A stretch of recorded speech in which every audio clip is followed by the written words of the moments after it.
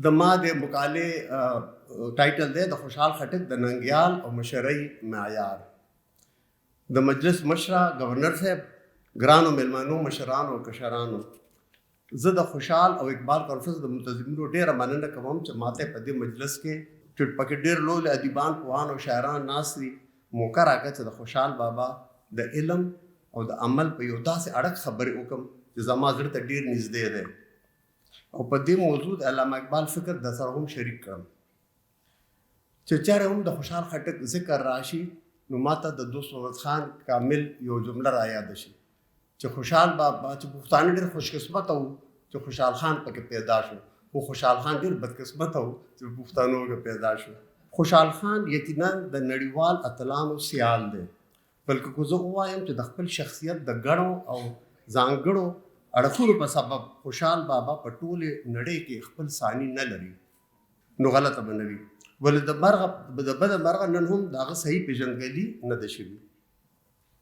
علامه اقبال د خوشحال خټک نه ډېر متصر او بیا ذکر وشو دې خبرې، او خوشحال ته افغان شناس، د افغان ملت حکیم او طبیب ویلی دی. د خوشحال فکر او د ژوند فلسفه په خپل کلام کې ډېر په ښکلي انداز کې ځای په ځای بیان کړي ده. او د اقبال دا نظم خوشحال خان کی وصیت کې خدا د دې یو جامع او ډېر ښکلي مثال دی. نو دا نظم ډېرو خلکو زه دوباره نه ریپیټ کوم. د خوشحال بابا ستر شخصیت او ژوند خو ډېر اړخونه لري، ولې زه به خپلې خبرې د خوشحال خان د ننګیال او د مشرۍ تصور او معیار ته محدود ساتم. د یو مثالي فرد یا بني ادم تصور د خوشحال نه ډېر مخکې د قبل مسیح فلاسفرانو سوکریټس، پلیټو او ارسطوټل په خپل انداز کې پیش کړی دی. د مولانا رومي مرد خدا او د خوشحال نه وروستو د نیټشه سپرمین او د اقبال مرد مومن تصور هم موجود دی، ولې د خوشحال د خوښ کردار د دې نورو فلسفرو د تصور نه ډېر مختلف دی. خوشحال خپل مثالي شخص ذکر په نظم او نثر کې د ننګیال، تورزن، جنګیالي، مړنې او مرد په نومونو کړی دی. دی لکه د خوشحال خپل ځان د علم او د عمل یو مثالي نمونې ګڼي. خوشحال بابا یو ځانګړی حیثیت ماته دې ښکاري چې هغه ته څه ویلي دي په هغه خپل عمل کړی دی. نو دا هغه نه دی چې علامه اقبال صاحب هم یو ذکر کړی دی چې گفتار کا غازی بند تو سکا، کردار کا غازی بند سکا. نو خوشحال د گفتار او د کردار دواړو غازی دی. د خوشحال ننګیال د پښتونولي، اسلام او د اعلی انساني اقدارو مجموعه ده. د نن 400 کاله مخکې چې پښتونخوا کې د جنگ و جدل، قبایلیت او جهالت دور و، دا یو داسې شخصیت نمونې نه صرف تصور بلکې په هغې عمل صرف خوشحال خان کولی شي، څوک چې یقینا د خپل وخت ډېر مخکې پیدا شوی. د ننګیال تصور د خوشحال د خپل کردار او شخصیت عکس دی. په هغه زمانه کې چې د پلار نیکه او د نسب کسب په معاشره کې ډېر اهمیت و، د خوشحال ننګیال د ډېره مبرا و. لکه چې هغه ویلي، نامرد فخر په نسب کا، مرد نه مور لري نه پلار، مرد په خپل د غم هنر کا، نه د زر نه د دینار.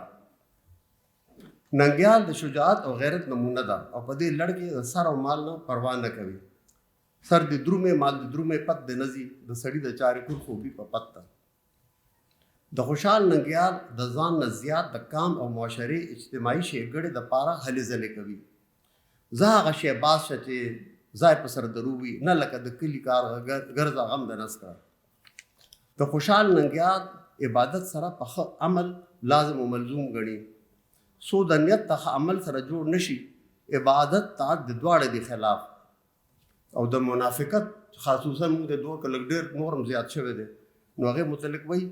چې د ژبې لار یوه، د زړه بله، په چاړه یې ځیګر شګاف شګاف. ننګیال ژوند د اعلی مقصد دپاره مسلسل جدوجهد وي او پر اس حال کې همت نه پرېږدي. دا شعر مخکې به څو ځلې وویل شو، بیا ووایم. خو اسمان د زمري په خوله کې ورکه، د زمري په خوله کې مه پرېږده همت. ننګیال لکه د یو ښه پښتون د لوت او کول پابند وي. مرد په خپله وینا کلک سوچبندی وي. د نامرد د وینا نشته سبا. خوشحال چې خپل کلام کې ځای په ځای د ننګیال صفات بیان کړي دي، خو په دې یو نظم کې د ننګیال پوره تصور راغونډ کړی دی. دا نظم مخکې هم چا ویلی دی، خو دا دومره ښه نظم ته بیا ووایم. مرد هغه چې همتناک، برکتناک، د عالم سره خوش په زیست او ژواک، او مخې مخ کول عهد نه دروغ نه فریب نه تش ټپاک او لږ ویل ډېرې کول په خاموشۍ کې د غونچې غوندې خوله پوره سینه چاک او چې خبره د پستې د بلندې شي په لوی لکه آسمان په پستې خاک او لکه ګل شګفته روی تازه باغ کې همیشه د شو بلبلو پر بلخاک او چې دا هسې ښه ویل که زه حیران یم چې خوشحال راوړل د کومه دا ادراک اوس به زه لږ خپل خیالات شریکم د مشرۍ لیډرشپ د متعلق د خوشحال بابا څه خیالات خوشحال بابا په خپل شاعرانه کلام او نثر کې نه صرف د یو ننګیال خوبیان بیان کړي دي بلکې د یو مشر سردار یا لیډر صفات په ډېر ښه او مؤثر انداز کې ابوته کړي دي د خوشحال سردار د میکاویلی د پرنس په شان چالاک مکار منافق او ظالم نه دی ته فرق وګورئ چې اکثر کوټ کو کوي د میکاویلی پرنس کتاب نو وایي دا هغه د پرنس په شان چالاک مکار منافق او ظالم نه دی بلکې روحان فکر ولوسی جمهوری او انسان دوست کردار لري د خوشحال سردار کې نه صرف د ننګیال صفات دي بلکې ورسره نور خصوصي صفات موجود دي کوم چې د مشرۍ د چوکۍ د پاره ډېر اهم ګڼلی شي دا صفات نه یو صرف یو سیاسي یا قبایلي مشر ته ضروري دي بلکې د بابا افکار اوسني دور کې کارپوریټ لیډرشپ تصور سره سمې خوري موږ د موضوع دی کنه چې کنټمپرري سیګنیفیکنس دی د دور کې سیګنیفیکنس دی د 21 صدي انتظامی امور یعنی د مینجمنٹ ګورو سر عالمان نن موږ ته د خودشناسی یعنی سیلف اویرنس شفافیت یعنی ټرانسپیرنسی مشورت یعنی کنسلټیشن راستی ټروتفولنس او د متوازن ژوند ورک لایف بیلنس سبق راغوي دا موږ 21 سنچري کې موږ ته ګوروز دا ښایي کوم چې خوشحال بابا د نن نه څه کم 400 کاله مخکې وړاندې په ګوته کړي دي یاد ساتئ چې په هغه زمانه کې د بادشاهي او سردارۍ بنیاد صرف اقتدار او د دولت هوس و او یا د ځینې تحریکونو شاته مذهب و خوشحال بابا چې د مشرۍ یا لیډرۍ کوم معیار متعین کړی دی د هغې ته رسېدل څه آسان کار نه دی څنګه چې خپله وایي چې دستار تړي 1000 دي د دستار تړي په شمار دي خوشحال بابا په خپل شاعري کلام کې ځای په ځای د سردار یا د مشر صفات ذکر کړی دی په دې لړ کې یو څو شعرونه په در سره شریک کړم خوشحال بابا وایي چې په ځان مړنې نه وي مړنتوب نه کلخ کر چې نن ورته لیډینګ فرام د فرنٹ وایو بل ځای کې وایي که بادشاهي غواړې کار آسان دی تسخیر د زړونو خلکو احسان دی چې نن به ورته وینینګ هارټس اینډ مایندز وایو دا خونونه په ټوپک په توره نه شي دا خونونه چې د خلکو په زبان شي بل ځای کې وایي چې بادشاه ستمګر شي خلک خوار شي خدای دې نه که ستمګر بادشاه د چا اورنګزیب ته اشاره واغوه بابا ځای په ځای د عدل و انصاف تلقین کوي د هغه بادشاه به مونځ د غاړې توک شي چې د نه لري د عدل اعتدال خوشحال خان خټک د جنگ په ځای امن او سولې ته ترجیح ورکوي سردار د افو کرم ختن دی د جنگ ترکاره په آشتي بیان دی بل ځای کې وایي هوښیار هغه دی چې سخت جنګونه تر خیره راولي په فرهنګونه نادان هغه دی چې په کار د سولې ګډ که د شر د فساد رنګونه خوشحال بابا د سردار یا بادشاه ظاهر او باطن یو غواړي هر سردار چې په زړه غل شي ځان رسوا که خلق خوار او سلا مشورت کنسلټیشن اهمیت څه په ښکلي انداز بیان کړی دی بندوبست د کائنات د په خبرو یو تر 300 تر 0 نورانی که آغازای چې سره کېدي د رینا څلورو خیار په مشورت د کبر نه د کرکې او انکساري سبق داسې ورکوي د خوشحال د زړه د حال تماشه وکړه کو د تخت د پاسه کېنې هوک بلنګ دی د سردارۍ چې څوک هوس کړي پر ځان د خاورې خپل مال د خس کړي بل ځای کې وایي کلوی غواړي ځان کم ګره تړبړه بل تر دا د پاسه نشته نصیحت بابا خپله سخیو او مشرۍ د پاره سخاوت ضروري ګڼل کو گنجونه د کارون درته انبار شي په هر لوره غورځوه په سخاوت خوشحال بابا په ډېرو مختلفو موضوعاتو باندې لیکل کړي دي ولې د هغوی کتاب دستارنامه د بابا د علم او ادراک یو ډېره منفرده او اعلی نمونه ده او بیا خصوصا په دې وجه چې دا کتاب بابا د رتنبور په زندان کې لیکلی دی چې ورته د کتابونو یا نور څه علمي پانګه ته رسایي نه وه حاصله.